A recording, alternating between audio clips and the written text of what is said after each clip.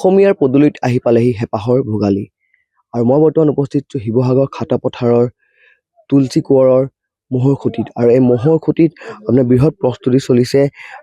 বহু শতাধিক তেওঁলোকে কলি ম'হৰ আঠা দৈ ইয়াতে তৈয়াৰ কৰিছে আৰু 500ৰো অধিক টেকেলি ইয়াত আপোনাৰ ৰাখিছে।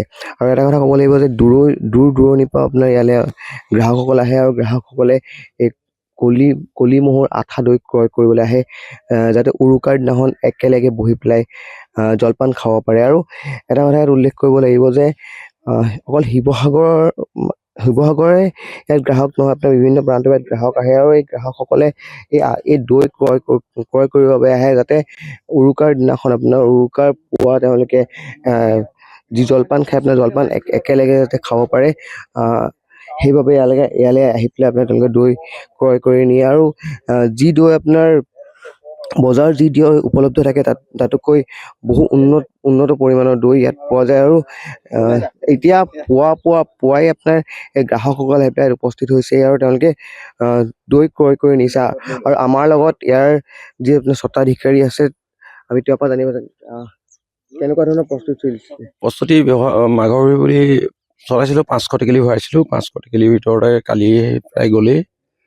কিমান ম'হ এতিয়া বৰ্তমান গাখীৰ খীৰাই আছে? এতিয়া 12জনী ম'হো খীৰাই আছোঁ। কিমান টেকেলি ভৰাইছিলোঁ? টেকেলি 500 ভৰাইছিলোঁ। 500 ভৰাইছিলোঁ। বিকিলোঁ কালি 250 বিকিলোঁ। আজি কিমান আছে চোৱাই নাই মই। কালি 250 টেকেলি গ'ল। কেনেকৈ বিকিছে?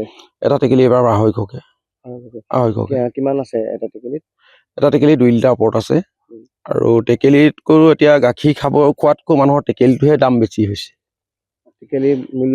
টেকেলি মূল্য বৃদ্ধি হৈছে। টেকেলি পাবলৈ নাইকিয়া হৈছে। তাৰ কাৰণে আপোনাৰ দামটো বেছি হৈছে। মই এতিয়া এই টেকেলি আনিবলৈ যাবলগীয়া হৈছে, মাজুলীলৈ যাবলগীয়া হৈছে টেকেলি আনিবৰ কাৰণে। মাজুলীৰ পৰা টেকেলি আনিছে? মই মাজুলীৰ পৰা টেকেলি আনিছোঁ ম'হৰ দৈ ভৰাবৰ কাৰণে। গ্ৰাহক আছে আমাৰ লগত। দাদা ক'ৰ পৰা আহিছে? মই লক্ষ্মীনগৰ চেগাপাৰ। এই প্ৰত্যেক বছৰে আহোঁ ইয়াৰ পৰা দিবলৈ। দৈখিনি ভাল ইয়াত। আৰু দূৰৰ পৰা আহে মানুহ, আপোনাৰ নামৰূপ, আপোনাৰ দুলীয়াজান, সোণাৰী, এনেকুৱা দূৰৰ মানুহ আহে। দৈটো ভাল। মই প্ৰত্যেক বছৰে নিওঁ ইয়াৰ পৰা দুটা টেকেলি। সঁচাকৈ ভাল দৈখিনি। এই তুলসী কোঁৱৰ এই ম'হৰ গাখীৰ সঁচাকৈ ভাল। হয়, ইয়াতে ক'ব লাগিব আপোনাৰ পাছফালে যি দেখা পাইছে, পাছফালে ম'হৰ খুঁটি আছে, ম'হখিনি আছে আৰু ইয়াত আৰু গ্ৰাহক আছে। আমি তেওঁলোকৰ লগত কথা পাতিব চেষ্টা কৰিম। মই ডিমৌৰ পৰা আহিছোঁ গাখীৰ নিম বুলি। কাইলৈ উৰুকা জলপান খাবৰ বাবে ইয়ালৈ আহিছোঁ। ইয়াত দৈটো ভাল, প্ৰত্যেক বছৰে আমি নি থাকোঁ। আজি কিমান লৈছে? আজিতো 5 লিটাৰ টেকেলি এটা লৈছোঁ। আৰু এজন দাদা ক'ৰ পৰা আহিছে? মই বৰ বেছি দূৰ নহয়, ওচৰৰে। কিন্তু হ'লেও এতিয়া যদি থপিয়াকৈ গাখীৰ নিনিওঁ তেনেহ'লে আৰু পিছত নেপাম।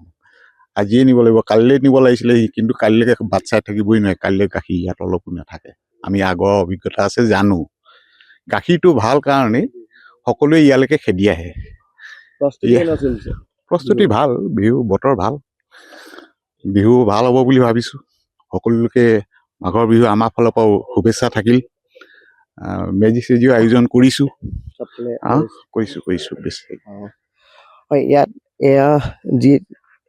পিছফালে আছে আপোনাৰ ম'হৰ খুঁটি আছে। কেইবাজনী ম'হৰ পৰা আপোনাৰ বৰ্তমান গাখীৰ তেওঁলোকে উলিয়াই আছে। আৰু এটা কথা ক'ব লাগিব যে সকলো অসমীয়াই এতিয়া বিহু প্ৰস্তুতি কৰি আছে আৰু উৰুকাৰ বাবে তেওঁলোকে ইয়ালৈ আহি পেলাই দৈ ক্ৰয় কৰা পৰিলক্ষিত হৈছে। যিকোনো খবৰৰ বাবে যোগাযোগ কৰক আমাৰ এই নম্বৰত 9181 307 221।